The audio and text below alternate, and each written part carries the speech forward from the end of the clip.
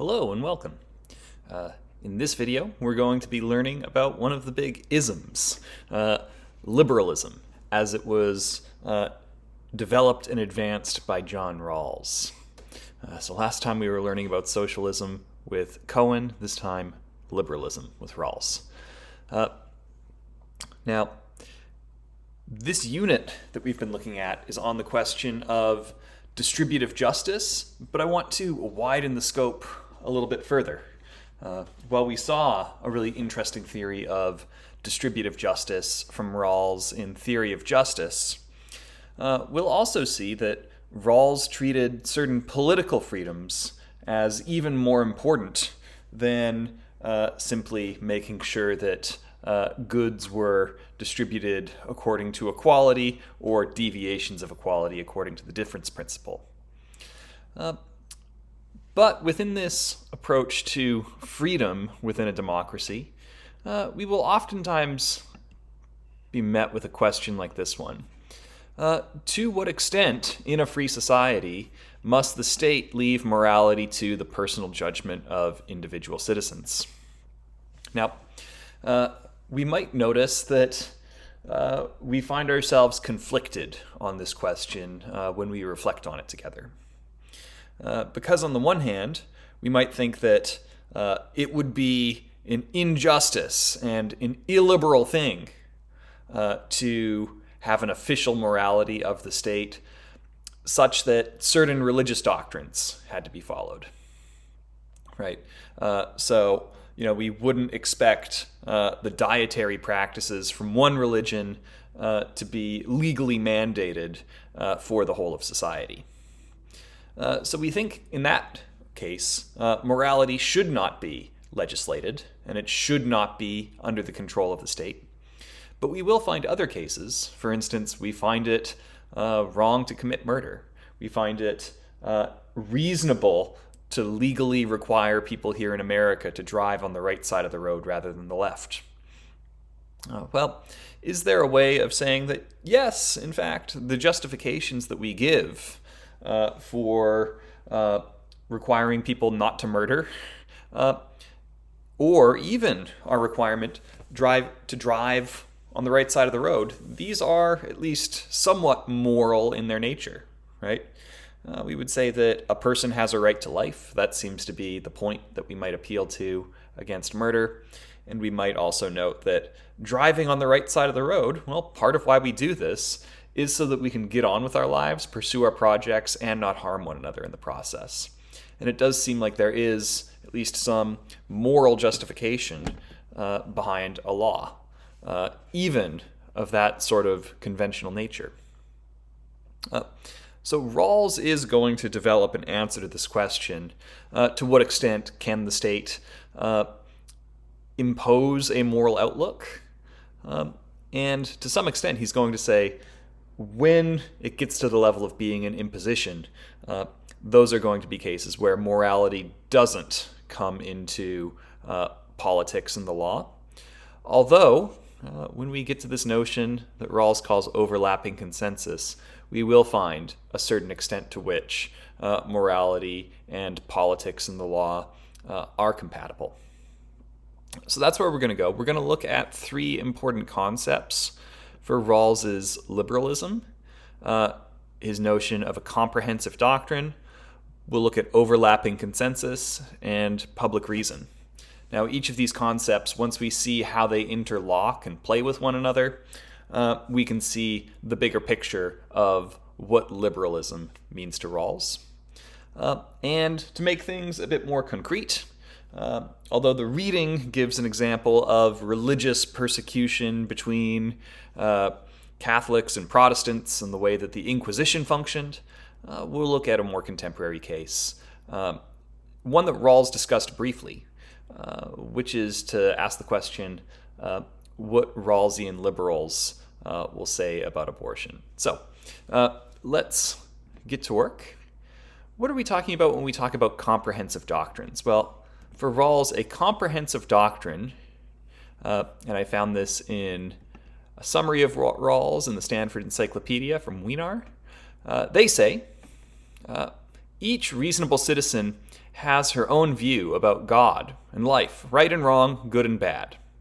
Each has, that is, what Rawls calls her own comprehensive doctrine. So it's a doctrine in the sense that it's a belief that we use for making sense of the world, and it's comprehensive in the sense that it is an all-encompassing look at life, what's important, and why. Now, here's the important point that Rawls makes about comprehensive doctrines. In the end, these different moral and philosophical outlooks are going to be with us always. And in this way, he's going to say that there will always be a diversity of reasonable, comprehensive doctrines. So another way to put this is, on the questions of God and life, right and wrong, good and bad, different people are going to come to different answers. And furthermore, the different answers that these different people come to will all be reasonable. So we might say, in the end, it is reasonable to be Christian, but it's also reasonable to be an atheist, and it's also reasonable to be Jewish, and it's also reasonable to be Muslim or a Buddhist, right? And we might also say that, to be a utilitarian, that's going to give you a picture of like how we sort right and wrong from good and bad, which might also be different from the sort of picture that we would get from a philosopher like Kant or Aristotle, or somebody who thinks in terms of religious natural laws, somebody who follows Aquinas. All these different outlooks are going to be different ways of looking at life, and they're going to be comprehensive doctrines in the sense that we won't ever come to agreement on what the right answer about these moral and religious and philosophical questions will be. And in this way, we should expect long-standing, irresolvable, reasonable disagreement. Now, Rawls is so committed to the idea that pluralism is just a fact of life.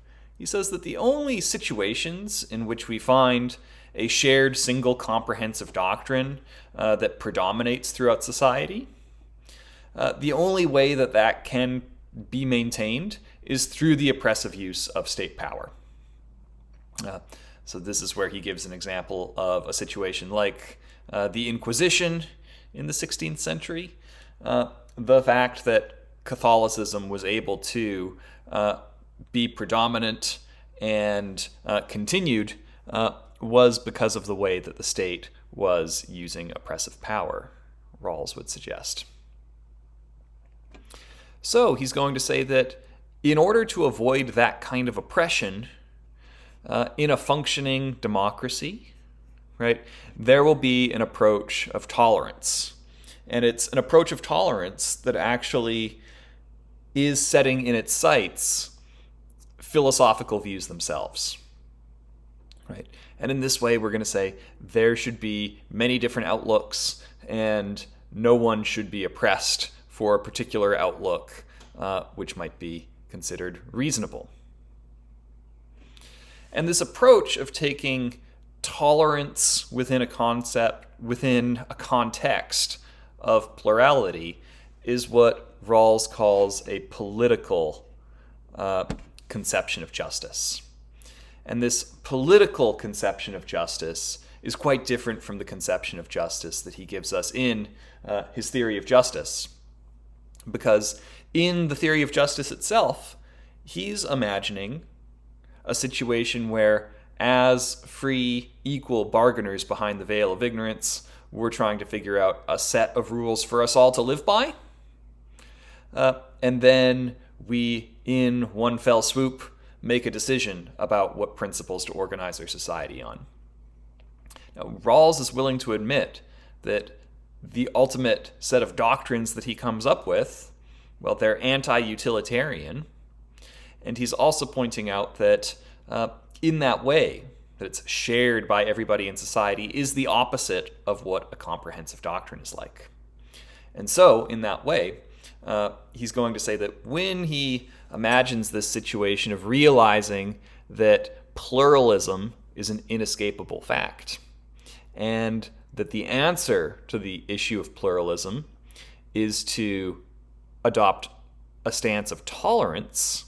He says that this gives rise to a different way of thinking about justice. It's a political conception of justice rather than a metaphysical or idealistic sense of justice. In fact, in one passage in our reading, he says just this: the conception of justice that we're looking at here is political rather than metaphysical. Now, how do we do this work? Well, he says that public reason and a well-ordered society depend on or are supported by this notion of what he's calling overlapping consensus. And the thought is that we could have different parties with different comprehensive doctrines, right? So one party might be impressed with a line of thought that's ultimately undergirded by a religious outlook. Other people might be motivated and persuaded by a utilitarian outlook or a Kantian outlook, right? But if we find a way to structure society in a way that no group is allowed to oppress any other group, and that we're all able to meet another with an attitude of respect and equality, then we can actually find consensus and build up some rules for society to work together with. Now, in his section on overlapping consensus, Rawls says that his approach of overlapping consensus as a matter of cooperation and tolerance, he says this is not what is sometimes called a modus vivendi. If you look this up, and as Rawls explains it, what we're talking about when we talk about a modus vivendi is a sort of truce between warring parties, right? And it's a situation where it's a truce that's arrived at between warring parties because they recognize that the way their situation looks and the way their incentives have been structured at the moment, it would be mutually beneficial for both of the warring parties to stop warring with one another. Now, here's an interesting point here, because we might imagine when we start to look at Rawls that maybe what we're thinking is, okay, so in order to do this political approach to justice, you check our morality at the door and we just think strategically about how to avoid being the victims of oppression. And then we find some mutually agreeable convention where we all agree not to oppress one another. This is getting close to what Rawls is saying, but it's not what Rawls is saying. Because that sort of mutual agreement out of recognized mutual benefit is pretty close to this modus vivendi that Rawls is trying to distance himself from. And one thing that Rawls will note is that it's not that we check all of our morality at the door when we start to do political justice. So he says that the object of consensus, what we are agreeing to, isn't just self-interested benefit that we get through peace. But instead he says that we have a moral conception in mind that motivates us to seek peace and tolerance with one another. And it would seem that the thought might be something like, these others are equals to mine, they are equally citizens and equally worthy of respect. And in this way, there is a moral thought. Now, why is that moral thought not part of our comprehensive doctrines? Well, this is where we talk about overlapping consensus. So the thought would be, whether you are a utilitarian or a Kantian, or a feminist ethicist, or a Buddhist, or a Christian, or a Jew, we all have the moral idea that oppression is to be avoided and that our fellow citizens are to be treated as equals. And in this way, we have a moral motivation and a moral ground for our doing politics in this political approach of tolerance. Right? One thing that Rawls notes is if you are in a modus vivendi, you might choose to then start oppressing the other party again once you find yourself in a situation where it becomes advantageous. Now, the point that Rawls has is even once you acquire a certain amount of power and you have the opportunity to oppress other parties in the situation, well, Rawls says that if we are really doing the political conception of justice, you will accept the terms of cooperative life such that you will not oppress others as soon as you get the opportunity.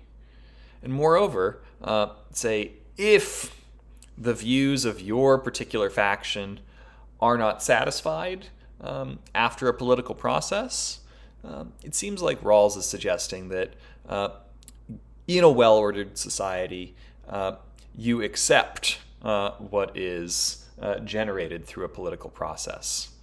And in this way, we see a moral outlook. We see respect for the process of achieving this sort of political justice, which is undergirded by respect and tolerance.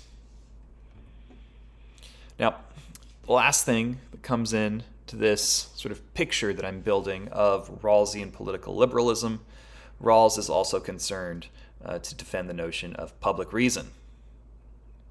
So, public reason is going to be a tool that we can use to discover what is admissible through the process of overlapping consensus.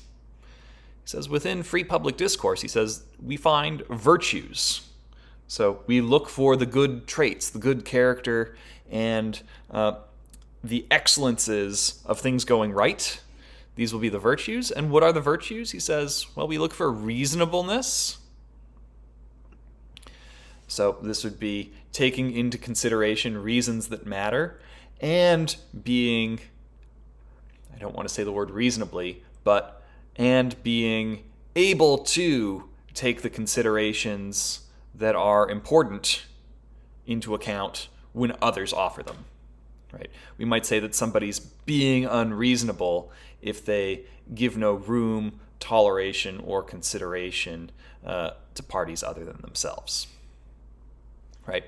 So not only do we have this reasonableness, but we also look for a moral duty of civility, which as virtues of citizens help to make possible reasoned public discussion of political questions. Now, this idea of reasoned discussion of political questions is very important for Rawls because in a just society, when a policy is created, so let's look at those examples that I brought out at the beginning. We have a law that requires people to drive on the right side of the road here in America. And we should be able to give a reasoned justification for why we will penalize people for not following that rule by driving on the left. And it would say something like this. When we justify why we're going to do that, we're going to talk about the need for that kind of punishment such that we will be able to protect the safety of other drivers and citizens who might be passengers on our roads, and that we need certain conventions in order to do something of valuable importance, not just to one particular group, but to everybody and anybody who's going to be on the road. Right? And he's going to say that, there we would be talking about the importance of protecting life,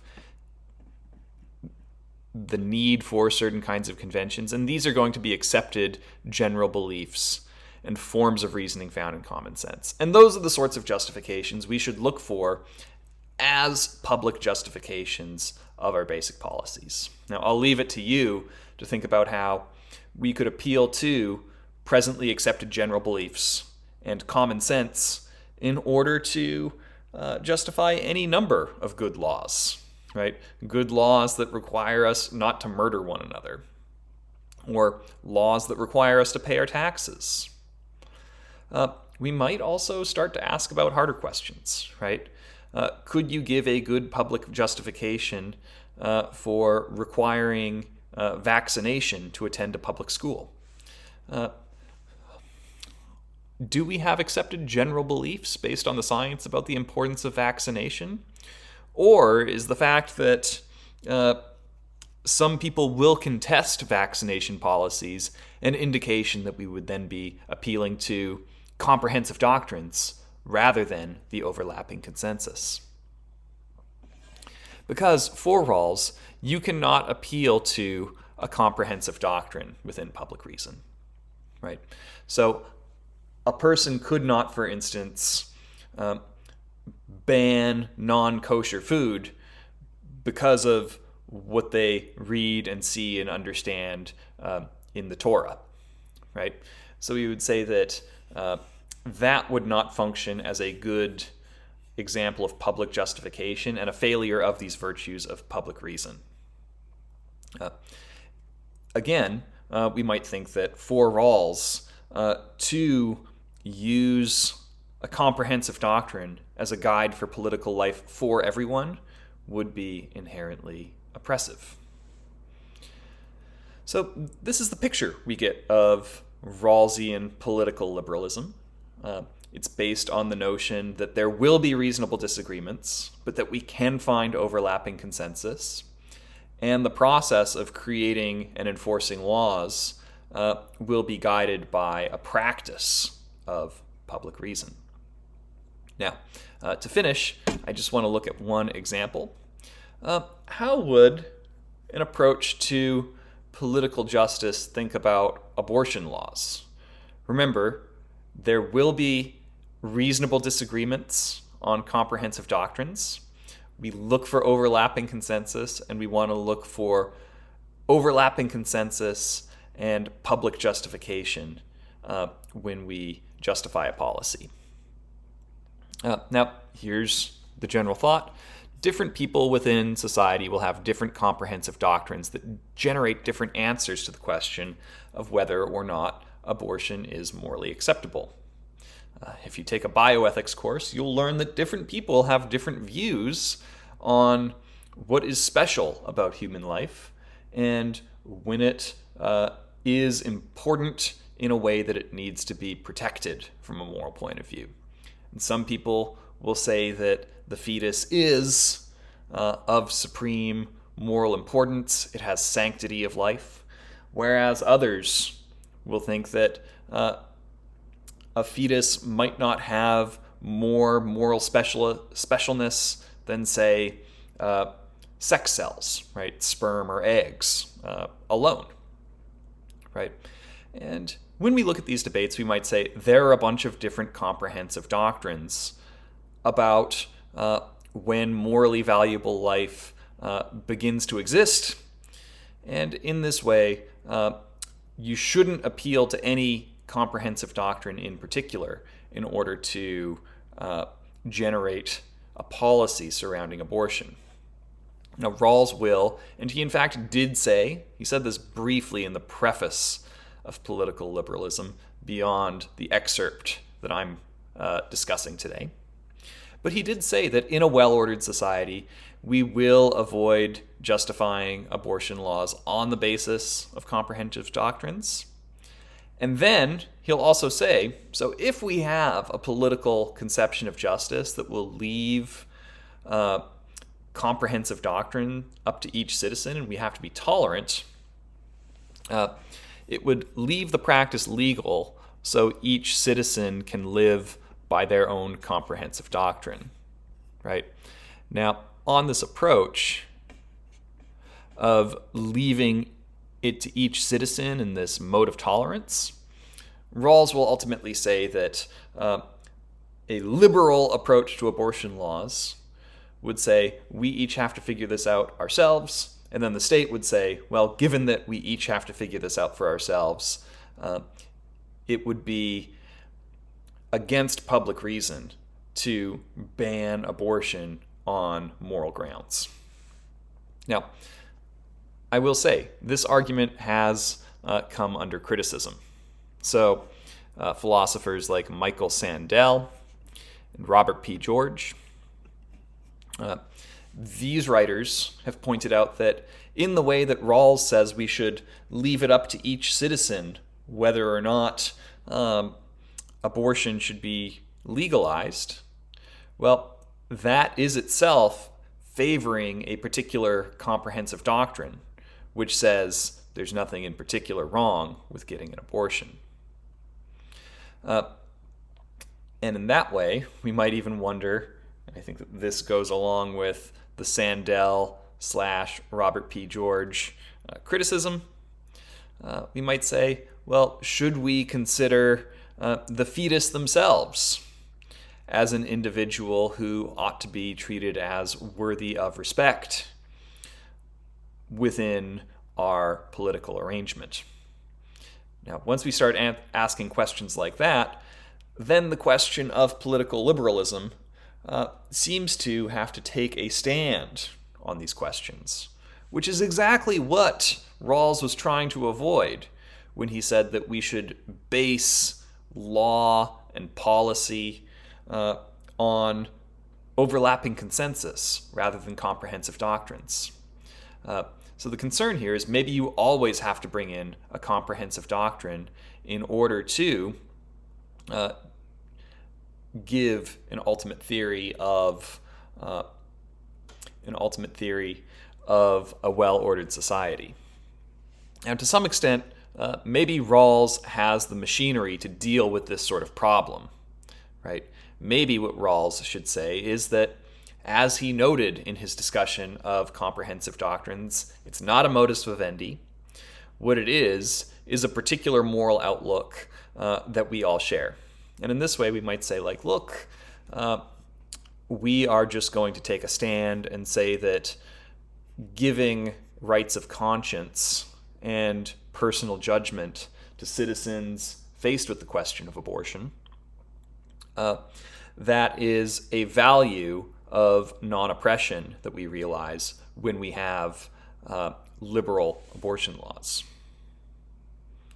And in this way, Rawls might think that leaving this kind of question to citizens is not ultimately oppressive. But we can imagine how critics of Rawls, like Sandel and George, say, well, it seems like we've actually just reverted back to comprehensive doctrines again. There is a criticism of Rawls that when people disagree with him about these hard questions like this, so when someone insists that maybe a fetus is worthy of respect within a political conception of justice, well then Rawls might respond to them by saying that they have failed in the virtue of reasonableness, that you're not being reasonable in order to insist on, say, something like fetal rights. But the critics would say at this point that Rawls is begging the question, right? That he is assuming what he's trying to argue for. But this discussion at the end here of how public reason and political liberalism might approach abortion and why some people have been unimpressed with that answer can be seen as an invitation to think harder and to reflect on whether this approach of tolerance as a fundamental virtue of political society can be made to work. So keep thinking about that. If you have any questions that you have for me, or if there's something that you think I should know, please don't hesitate to reach out.